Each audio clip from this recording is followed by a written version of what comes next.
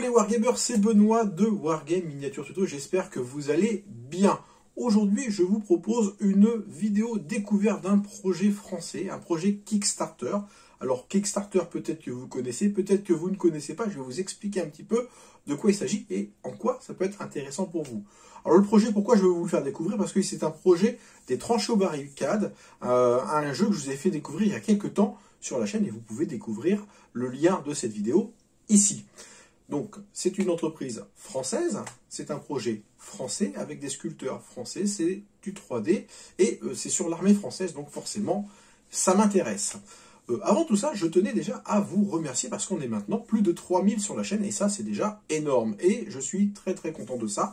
J'arrive encore à produire du contenu 100% Wargame historique. Alors, Wargame, voilà, de temps en temps, on a quelques petites infidélités, mais en règle générale, j'essaye de rester sur ce domaine-là et c'est pas toujours très facile de trouver sa place parce que on est une niche dans la niche, donc forcément, c'est voilà, on a un petit peu moins d'audience que si je faisais du Warhammer 40 000. Mais bon, ça prouve également qu'il y a un intérêt pour ce type de jeu. Donc je tenais vraiment à vous remercier pour ça. Je prépare une vidéo spéciale des plus de 3000 et dans cette vidéo, je vous ferai un très joli cadeau. Je travaille actuellement dessus et ça sera un cadeau pour l'ensemble des abonnés de la chaîne et ce sera un cadeau qui sera 100% gratuit, bien entendu. Là, ce que je vous propose, je vais scroller un petit peu mon écran et je vais pas vous le partager, je vais vous partager plutôt de jolies illustrations et on va commenter un petit peu ce projet.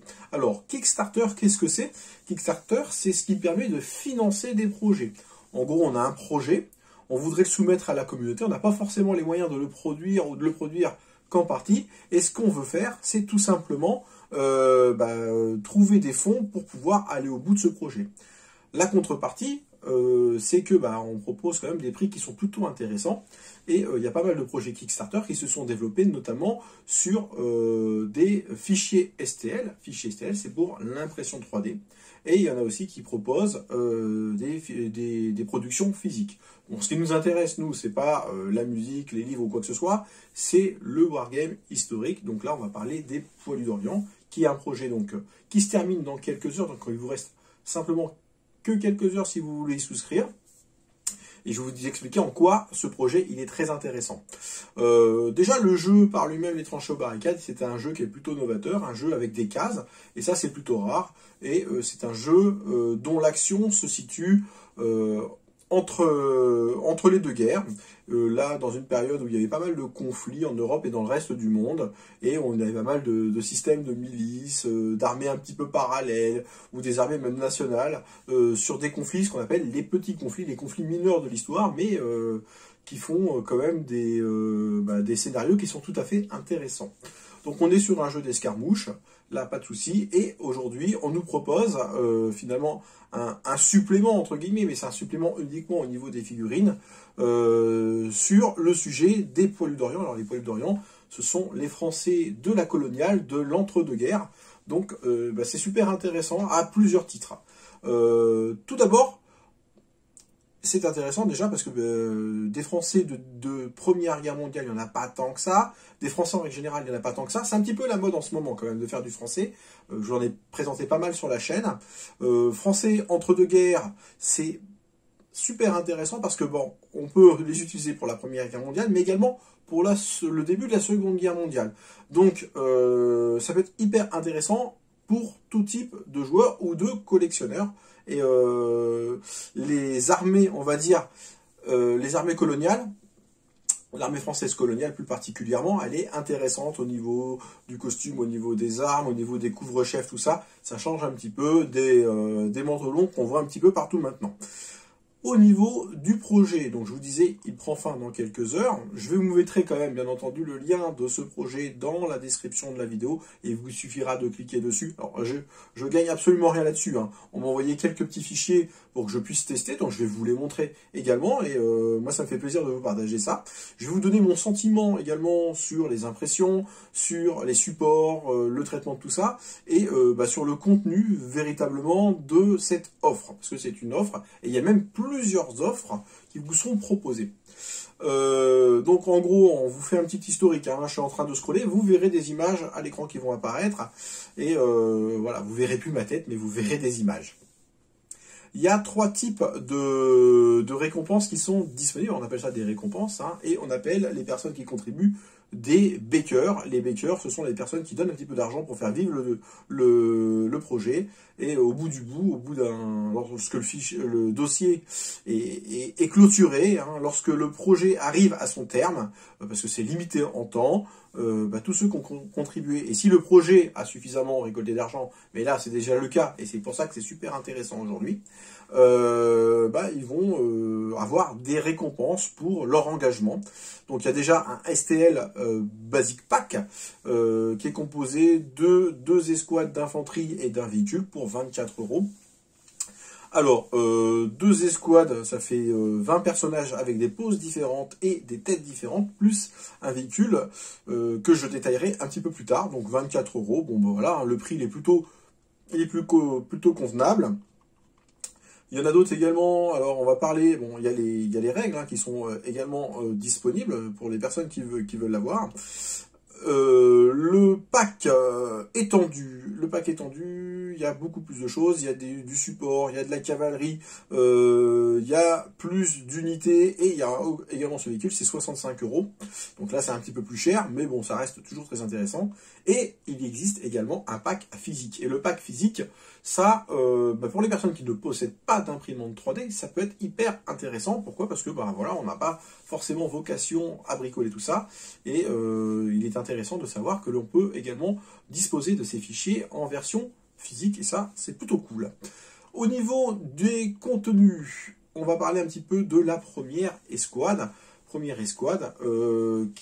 Qui est composée donc de 9 hommes et d'un NCO. Alors NCO, c'est un sous-officier en quelque sorte, hein, qui va commander cette petite escouade, qui sont sans havresac et avec des têtes séparées. C'est un petit peu la particularité de ça, hein, quand je vous montrerai les figurines, c'est-à-dire qu'on peut intervertir les têtes avec différents couvre-chefs qui sont plutôt intéressants. Donc pour faire de la coloniale, on peut partir sur du casque Adrian, du Cheshire, du casque colonial, mais il y a également du képi, donc ça c'est plutôt intéressant. J'ai oublié de vous dire également que dans un projet Kickstarter, il y a l'offre de base, celle que je vous ai donnée, mais il y a également des paliers. Et à chaque fois qu'on dépasse un palier, c'est-à-dire qu'on a dépassé la prévision, hein, on demande une certaine somme, les créateurs demandent une certaine somme à la base. Donc si cette somme est atteinte, ça veut dire que le projet verra le jour, tout simplement. Et il y a différents paliers par la suite. Si on dépasse certaines sommes, ça nous donne des bonus. Et ça, c'est super intéressant dans les projets Kickstarter.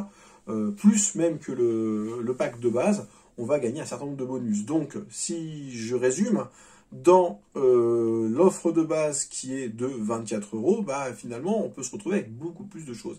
Et ça, c'est super intéressant. J'en reviens à mes moutons, et là, on nous présente un certain nombre de têtes qui sont super intéressantes, avec du casque colonial, du casque Adrian, de la période entre deux guerres, et du Cheshire. Et les Cheshire sont super intéressants parce que ça peut nous faire des troupes indigènes qui sont vraiment cool. Au niveau des visages, que dire? Ils sont hyper bien sculptés, ils sont présentés un petit peu comme des versions physiques. Voilà, je prends un petit moment et je vous les montre directement. Hop. Voilà, c'est gros comme ça se présente comme ça. Les casques Adrian, bon, donc vous le verrez mieux, hein, sur l'illustration que je vous ai montrée à l'écran. Mais voilà, c'est sur une barre, et ça ressemble vraiment beaucoup à du physique. Lorsqu'on imprime, ça s'imprime très très bien. Et les versions pré-supportées, elles marchent hyper bien, et ça se dégrade super bien. Pour les personnes qui veulent prendre les versions physiques, compte tenu des acteurs, je vais vous en parler un petit peu de ça, et de l'entreprise qui se propose de vous imprimer tout ça. Bon, moi je pense qu'il n'y a aucun souci par rapport à ça. Vous aurez vraiment une excellente qualité. Donc là, finalement, avec un même corps, vous pouvez faire plusieurs personnages différents. Et c'est ce qui multiplie les possibilités. C'est plutôt bien. Au niveau du corps, c'est du monobloc, hein, position avec fusil, des positions qui sont plutôt dynamiques. Et ça, c'est plutôt bien. Des personnages qui courent, des personnages qui salue des personnages qui tirent. Moi j'aime bien les personnages qui tirent honnêtement parce que bon voilà ça rajoute un petit peu d'action, mais on peut imaginer des personnages également dans l'action et ça c'est plutôt cool, avec ou sans baïonnette et avec ou sans Havresac. Donc ça c'est vraiment bien. Ça c'est la compagnie B hein, qui est sans Havresac, la compagnie A et sans. Voilà, la compagnie B avec, la compagnie A sans. Il y a quelques photos illustrées et magnifiquement peintes. Hein. Je ne me suis pas amusé à peindre les figurines parce que franchement, bah, voilà, les exemples qu'ils donnent, ils sont plutôt probants. Et voilà, il y a quand même des peintres de talent qui ont fait le travail. Ça ne sert à rien de refaire ma version derrière. Ça vous montre vraiment bien ce que c'est. En termes de taille, on va me poser la question, est-ce que c'est compatible avec d'autres gammes de figurines? Connaissant les sculpteurs, et je vais vous en parler tout de suite des sculpteurs, parce que je les connais pour certains. Je les connais bien parce que j'ai déjà présenté leur travail. On a 3 sculpteurs différents et sur les 3, j'en connais 2. Voilà. Donc, on a Greg Giraud. Greg Giraud, alors je le connais pas lui, mais bon, j'ai pu regarder un petit peu ce qu'il faisait, travail, tout ça. Il travaille pas mal depuis pas mal de temps sur des figurines et voilà, il fait des choses, des bustes, tout ça. Et bon, a priori, c'est quelqu'un qui a quand même de la bouteille et du métier. Il fait des choses qui sont plutôt fines et plutôt réalistes, donc ça c'est plutôt une bonne chose. Pierre Le Sieur, qui est connu sous le nom également de Miska. Et Miska, j'ai déjà fait 2 vidéos sur lui. J'ai eu l'occasion de discuter avec lui et même de faire un live avec lui. Donc ça, c'est plutôt une bonne chose. Alors moi, je connais très bien ces sculptures et la qualité également. J'avais souligné le fait des supports de ces figurines qui se retirent super facilement. Et là, ça a été également le cas sur les modèles que l'on m'a donnés. Voilà. Si j'avais un petit commentaire à faire sur son type de sculpture, c'est des sculptures qui sont plutôt réalistes. Donc là, on est sur du true scale, on n'est pas sur de l'heroic scale. Alors l'heroic scale, voilà, une légère disproportion au niveau des visages, au niveau des membres, pour que ça se prête plus au jeu et que ça se peigne un peu plus facilement. Là, on est sur du true scale, alors ce qui va très bien également pour le jeu, mais on est sur des figurines qui sont un petit peu plus fines et beaucoup plus réalistes. Pour vous donner un ordre d'idée, voilà, le true scale, on le retrouve beaucoup au 1/72e. Donc ça, c'est plutôt une bonne chose. Et troisième sculpteur, c'est Julien Morand. Et Julien Morand, vous le connaissez, c'est certainement dans sa boutique Ludo Cortorum. Et j'ai eu l'occasion de présenter, alors ça fait pas mal de temps, ces Français de milieu de guerre, donc les légionnaires d'Afrique. Et c'était plutôt, d'Afrique du Nord, hein, bien entendu, et c'était plutôt intéressant. Donc c'est vrai que Pierre et Julien sont plutôt proches au niveau sculpture, des sculptures qui sont plutôt fines, voilà, hein, au niveau des fusils, vous attendez pas à des trucs hyper costauds, mais ça va être hyper réaliste, donc ça c'est vraiment une très très bonne chose, et des supports qui se retirent super facilement, et ça c'est vraiment hyper appréciable. Au niveau de Greg Giraud, bah voilà, je vous disais, hein, j'ai regardé un petit peu son travail, voilà, on se retrouve un petit peu quand même sur des choses qui sont plutôt fines et plutôt réalistes. Je sais que l'ensemble de ces sculpteurs fait très attention aux détails historiques et qu'ils travaillent à partir de photos et que ce sont vraiment des passionnés d'histoire, donc il n'y aura pas vraiment d'interprétation. On retombera sur des uniformes d'époque et ça c'est vraiment une très très bonne chose. On passera également un coucou à Frédéric Barbanson, qui est peintre et qui est plus connu sous le nom de Figurine Fred et qui fait de l'excellent travail et que vous avez peut-être eu l'occasion de voir sur différents réseaux sociaux. On a également de très belles illustrations pour les illustrateurs. Bon voilà. Au niveau de l'impression 3D pour les personnes qui voudraient acheter les modèles physiques, voilà. JJPrint 3D. Alors, j'ai jamais eu vraiment affaire à eux. Mais je sais que ils font du bon boulot et j'en ai jamais entendu parler en mal. Donc bon, voilà, je vois pas pourquoi ça serait pas bien. Et connaissant les 2 compères qui sont à l'origine des tranchées aux barricades, je suis persuadé que Romuald et Jean-Baptiste ont fait un choix plutôt malin par rapport à ça et qui vont vous proposer quelque chose de qualité. Au niveau de l'offre de base, j'y retourne, on va avoir également un véhicule. Alors un véhicule de l'entre-deux-guerres, Bon, après, véhicule de l'entre-deux-guerres, on peut très bien imaginer que c'est un véhicule qui peut servir également au début de la Seconde Guerre mondiale.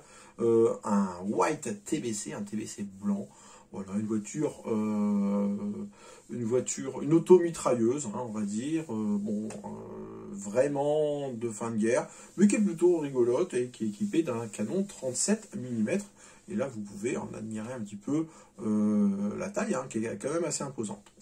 En parlant de taille, on parlait des figurines et de l'aspect true scale, et on se posait la question de savoir si elles étaient compatibles avec d'autres gammes de figurines. Je vais vous dire, parce que je me suis un petit peu perdu encore dans mes explications, mais ça c'est la passion, vous le savez, c'est pour ceux qui suivent la chaîne. On est peut-être un petit peu au-dessus de certaines autres gammes de figurines. Alors si vous espérez mixer quand même, c'est tout à fait mixable avec d'autres gammes, mais il faut savoir que c'est un grand 28 mm. Donc voilà, il y a des autres gammes qui sont plus proches du 25 mm. Et si vous espérez mixer un petit peu tout ça, vous risquez de vous retrouver avec des figurines un peu plus grandes. Donc je vous conseille quand même d'effectuer un test ou deux avant si vous imprimez en 3D pour voir si tout est compatible. Mais bon, ça c'est le gros avantage de l'impression 3D. On peut réduire un petit peu. Si ça peut vous parler par rapport à des figurines Warlord Games, hein, qui est une marque qui est bien connue, que je présente régulièrement sur la chaîne, il faut réduire à 95% la figurine pour trouver sur quelque chose qui est à peu près de taille similaire. Donc il n'y a pas grand chose.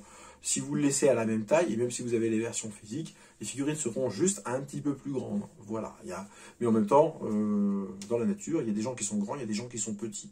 Mais mixés au sein d'une même unité, bon, ça risque de se voir un petit peu. Voilà. Donc voilà. Soit vous ne mélangez pas, soit vous mélangez, mais vous devez réduire un petit peu au niveau de la taille. Après, vous pouvez vous contenter uniquement de ces figurines-là. Vous n'êtes pas obligé de mixer également avec d'autres gammes, hein.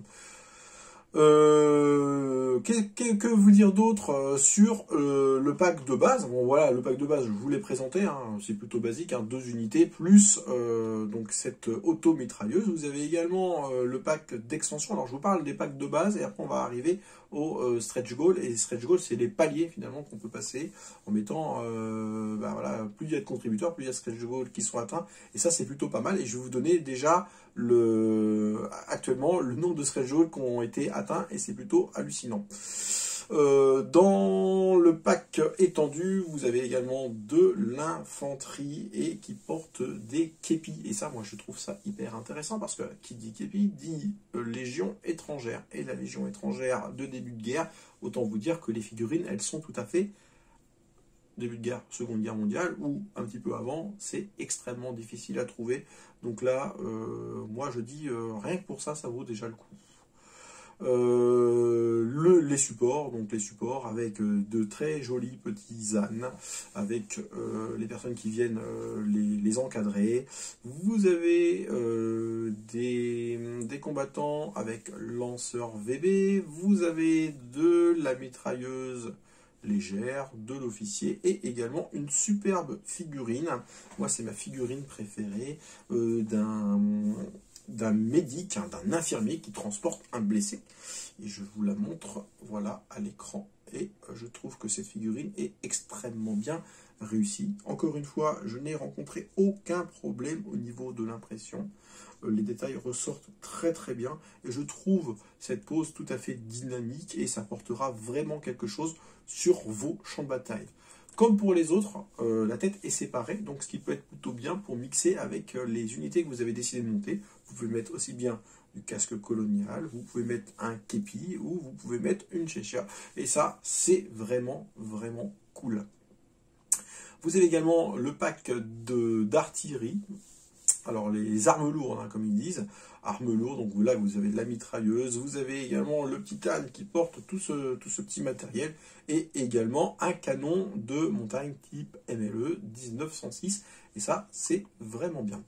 Là, on en arrive maintenant à des troupes à cheval, des chasseurs d'Afrique. Alors, chasseurs d'Afrique, moi, les chevaux, bon, moi, je les ai pas imprimés parce que, bon, les chevaux, c'est toujours un petit peu délicat, c'est gros. Et honnêtement, moi, je vois que les sabres, ils sont très, très fins. Alors, ça devrait s'imprimer sans aucun problème. Je vais dire, connaissant la qualité de support, hein, que j'ai déjà souligné à plusieurs reprises, ça ne posera aucun problème, donc vous pouvez ne pas vous inquiéter par rapport à ça. 4 poses, plutôt dynamique. Les chevaux, alors les chevaux c'est toujours très très difficile à sculpter, plutôt fin tout ça, mais bon, c'est des figurines qui sont plutôt rares pour les Français. Au niveau des sabres, bon, ça sera un petit peu moins utilisé si vous comptez faire de la conversion début de Seconde Guerre mondiale, mais bon, ils ont des fusils dans le dos, bon, finalement tout ça, ça passe plutôt pas mal, et bon, ça fait des troupes qui sont plutôt sympas. Au niveau des différents pledges, vous avez plusieurs choses, et je vous parlais tout à l'heure des différents paliers qui peuvent être atteints. Il faut savoir que l'objectif de base, il était fixé à 1250 euros, donc voilà, une somme qui est déjà assez confortable, hein, parce que quand vous voyez le nombre de personnes qu'il faut avoir sur des packs à 24 euros pour atteindre ce montant-là, il faut quand même pas mal de monde. Il faut savoir qu'il y a déjà 76 personnes qui ont contribué sur ce projet, et ça c'est plutôt important. Aujourd'hui, on est à 5885 euros exactement au moment où je vous parle. Et on est à quelques heures de la fin. Ce qui veut dire qu'on a débloqué pas mal de paliers, et ces paliers-là, je vais vous en parler tout de suite. Le premier palier était un palier, alors hop, j'arrive dessus. Ils ont même rajouté une tente avec des infirmières, donc ça c'est plutôt un add-on qui est plutôt sympa. Ils ont pris le temps de sculpter ça, donc ils sont plutôt généreux. Les stretch goals sont plutôt généreux également. 3 différents havre-sacs, ça c'était le premier palier. Donc ben voilà, hein, des havre-sacs qui sont plutôt sympas, et notamment je vois avec pas mal de détails, une petite hachette, une petite chaussure, on voit la cantine, tout ça, et voilà, ça peut rajouter du caractère à vos figurines. Il y en a qui sont fournis avec, il y en a qui sont fournis sans. Ben, ça sera l'occasion de mettre des sacs sur celles qui sont fournissants, et puis également vous faire également des petits éléments pour vos véhicules, voilà, pour faire du campement, tout ça. C'est plutôt une bonne idée, donc ça, on va pas cracher dessus. Le deuxième stretch goal, le deuxième palier, si vous préférez. 2 tanks leader, donc c'est-à-dire que ça va être une nouvelle tourelle pour le véhicule blindé, hein, qui est quand même relativement gros, avec à l'intérieur un chef de char et très certainement un assistant avec tourelle ouverte. Donc ça, bon, voilà, c'est un plus. Je trouve ça plutôt sympa. Ça c'est plutôt une très très bonne chose. On en arrive au suivant, et là moi je me dis, ça c'est vraiment un super palier, parce que ce sont 12 nouvelles têtes qui portent des chèches. Et les chèches, avec ça, on peut faire vraiment pas mal de choses. Avec un uniforme français type colonial, plus du chèche, on peut faire voilà, des troupes indigènes. On peut faire du goumier de début de guerre, et ça c'est encore hyper intéressant pour les joueurs qui souhaitent jouer Seconde Guerre mondiale, début de guerre, donc que ce soit pour différents jeux, hein. Ici on parle des tranchées aux barricades, ils ont fait ça pour leur jeu, mais les figurines elles s'adaptent absolument pour tous les jeux. Alors par contre, au niveau des figurines, un truc assez important, je ne pense pas que ce format puisse s'adapter au 15 mm. Donc n'espérez pas, compte tenu de la finesse des figurines, pouvoir réduire suffisamment pour faire du 15 mm. Pour le 1/72e, je dirais éventuellement ça peut passer, mais pour le 15 mm, vous oubliez tout de suite parce que ça passera pas. Encore un stretch goal avec le général Henri Gourand, donc un général à qui manquait une main, donc voilà, ça fait un personnage historique assez intéressant, et voilà, pour ceux qui sont un petit peu curieux, vous regarderez l'historique de ce général, mais ça vous fait voilà, ça va vous faire un joli objectif. Pour le coup, alors là, c'est plus marqué historiquement, mais bon, voilà, on va pas cracher dessus. C'est vraiment une très très bonne chose. On en arrive au suivant avec une nouvelle série de 12 têtes. 12 nouvelles têtes qui sont avec des casques Adrian. Donc c'est plutôt sympa, et il faut savoir que la série elle a été marquée notamment d'une encre marine, donc parce qu'il faut savoir que les casques Adrian, ils n'avaient pas tous le même insigne, et donc croix ou non, excusez-moi, croissant ou encre marine, voilà, on peut vraiment différencier ces unités, et encore une fois, pour les gens qui recherchent de l'historicité, ça peut être hyper intéressant. Au niveau de, alors on précise, hein, c'est STL ou physique. Bon, jusqu'à présent, il y en a certains qui étaient uniquement STL et également physique, mais ça, vous le voyez également sur votre écran. Bon, je ne vais pas vous faire l'affront à chaque fois de vous faire la lecture. Je vous donne simplement mon analyse par rapport à ça. 3 nouvelles figurines d'infanterie qui portent des casquettes, enfin des képis. Que dire au niveau de ces figurines-là? Elles sont plutôt intéressantes parce que bon, il y en a déjà une qui se bat avec son fusil, mais bon, avec la crosse de son fusil. Donc là, on est vraiment sur de l'assaut un petit peu sauvage. On a une qui tient une grenade, donc ça nous fait une arme supplémentaire. Et il y en a une qui pointe du doigt, donc là on est sur des... hormis pour celui qui veut frapper avec la crosse, on est plutôt sur des poses qui sont plutôt classiques et plutôt intéressantes, parce que ça on en aura toujours besoin dans nos différents jeux. On en a un, alors là on voit pas, l'escouade B sans havresac, donc voilà, bon, ça va être les mêmes figurines que la seconde escouade, mais sans les havresacs, donc bon, c'est une version supplémentaire, et voilà, ça nous ferait des figurines en plus. On a sur le stade d'après Paul Castelnau, un reporter de guerre, donc voilà, une petite figurine pour faire du diorama, toujours sympa. Alors les figurines, elles s'adaptent également pour du diorama, bien entendu, pour les gens qui veulent faire de la maquette, pour les gens qui veulent faire des petites scénettes, voilà, qui veulent se faire plaisir uniquement sur de la collection, c'est parfaitement adapté, hein, bien entendu, c'est pas uniquement des figurines destinées au jeu, et là on a vraiment une recherche historique sur ce personnage bien connu et qui était donc reporter de guerre. On a dans le stretch goal suivant une équipe de télégraphes, des opérateurs de télégraphe, donc avec tout le matériel d'époque. Et donc là, voilà, encore une fois, une petite scénette ou un objectif, hein, tout simplement, également pour vos différentes parties. Là, vous allez vraiment vous amuser. Et là, on en arrive, alors il en reste encore 2. Je ne sais pas s'ils seront atteints. Je vais quand même vous les donner, hein, comme ça, de vive voix. On a le chien Toby et on va dire toute la suite du général. Donc il va y avoir un serviteur, différents éléments de mobilier, donc ça c'est plutôt rigolo. Et sur le stretch goal à 8000, bon là ça sera plus compliqué à atteindre, mais bon, si vous faites un effort et si vous décidez d'investir massivement dans ça, pourquoi pas. Un officier des chasseurs d'Afrique, et ça c'est vraiment une jolie chose et qui viendra compléter votre unité. Voilà, on en arrive un petit peu sur la fin, hein, finalement de cette présentation de projet Kickstarter. Il faut savoir également que pour les personnes qui choisissent d'investir dans la version physique, on a beaucoup parlé des fichiers 3D, il faut savoir qu'il faudra rajouter bien entendu des frais de port. Je vais parler pour les pays qui suivent la chaîne, hein. Je ne vais pas parler pour les autres pays parce que forcément ça ne va pas vous intéresser. Il faut compter 7 € de frais de port pour recevoir en plus votre colis, en plus de ce que vous avez payé. Donc ça c'est, voilà, je préfère être tout à fait honnête avec vous et comme ça vous n'aurez pas de mauvaises surprises. Bien entendu vous retrouverez le lien en description de la vidéo. J'espère que j'ai été très très clair avec vous.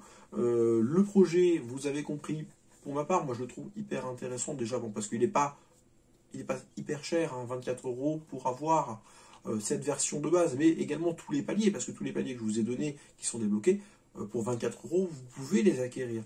Donc ça c'est plutôt bien. La vidéo je la fais un petit peu tard, j'ai tardé un petit peu, mais moi je trouve également ça intéressant de faire un petit peu ça en fin de projet, hein, pour vraiment donner un petit coup de rein sur la fin pour obtenir peut-être des petits suppléments qui pourraient être intéressants, de nouveaux paliers qui pourraient être débloqués, et ça je trouve que c'est plutôt une excellente chose. Donc oui, le projet est intéressant, que ce soit en physique ou que ce soit en STL. Pour les gens qui ont la chance de posséder une imprimante 3D, effectivement, c'est super intéressant parce qu'on peut dupliquer ça à l'infini. On peut faire les réglages qu'on veut sur l'imprimante pour, je vous ai dit, on peut réduire, mais on peut également augmenter. Hein, si vous voulez faire vraiment, je pense que les figurines, pour les gens qui veulent faire vraiment 1 ou 2 figurines dans une peinture très très détaillée pour faire du diorama ou des choses comme ça, ça ira très très bien. Hein. Donc on est encore une fois sur du true scale et ça s'y prête particulièrement. Voilà, moi je trouvais que le sujet était plutôt original. N'oubliez pas également que toutes ces figurines-là se rapportent à un jeu qui est hyper intéressant et que je vous invite vraiment à découvrir. Encore une fois, vous trouverez le lien dans la description de la vidéo. Voilà, donc finalement on arrive à la demi-heure de vidéo. Je pense que c'est plutôt pas mal. J'ai vraiment donné tout le détail par rapport à ça. Il y a d'autres chaînes qui ont parlé également du projet. Je vous invite vraiment à aller visionner leurs vidéos parce que bon voilà, ça sera un regard différent. Il est toujours intéressant de croiser un petit peu ce type d'informations. Je vous dis à très très bientôt pour de nouvelles aventures qui, je l'espère, arriveront un petit peu plus vite. J'étais un petit peu absent, mais j'ai beaucoup de projets à l'heure actuelle et j'ai des gros projets qui vont sortir. Donc voilà, pour les personnes qui ne sont pas abonnées à la chaîne, je vous invite vraiment à le faire. Moi, ça m'amène vraiment une audience supplémentaire et activer la petite cloche afin d'être au courant de mes nouveautés. N'hésitez pas également à commenter la vidéo parce que voilà, pour me dire que c'est bien, que c'est pas bien, vous voulez voir d'autres choses. C'est important pour moi d'avoir ce type de retour et d'avoir un meilleur référencement sur YouTube. Voilà, je vous laisse sur ce et je vous dis à très très bientôt pour de nouvelles aventures. Ciao, ciao!